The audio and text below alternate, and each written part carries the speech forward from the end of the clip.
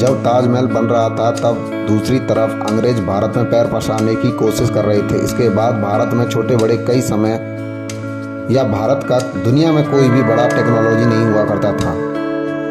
हमारे यहाँ अधिकांश लोग धोती और गमछा पहना करते थे और बहुत अमीर लोग कुर्ता पहनकर अपने आप को बहुत ही बड़ा समझते थे। बाद में अंग्रेजी की शर्ट और टी शर्ट और पजामे को भी कुर्ता ही समझा करते थे। आज भी अगर आप उत्तर प्रदेश या पश्चिम बिहार में जाएं तो कुछ वरिष्ठ लोग शर्ट और टी शर्ट को कुर्ता ही समझते हैं।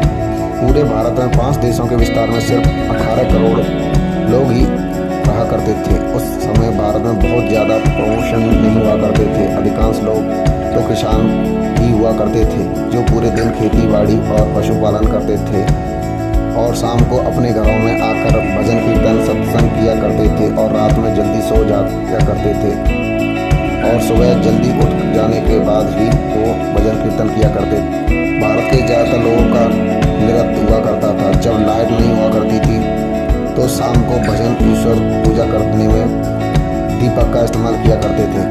कुछ लोग दूसरे कामों को भी संभालते थे जैसे कि कुम्हार, सूतर, सोनिया सब खत्म हो जाता था तो शाम को यह गांव के बाद आया करते थे।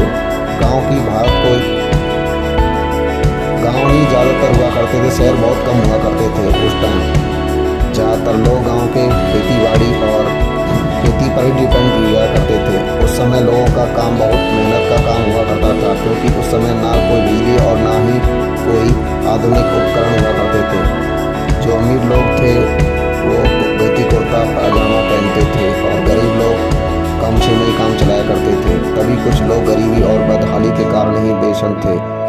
सभी लोगों के पास सब कुछ पहुंच जाया करता था और खासकर काम के से अनाज बाहर जाने की भी ज़रूरत नहीं थी। जो भी खेतीबाड़ी में अनाज पैदा हुआ था तो उसको गांव के अंदर ही सप्लाई कर दिया जाता था। 18वीं शताब्दी में जो पैसा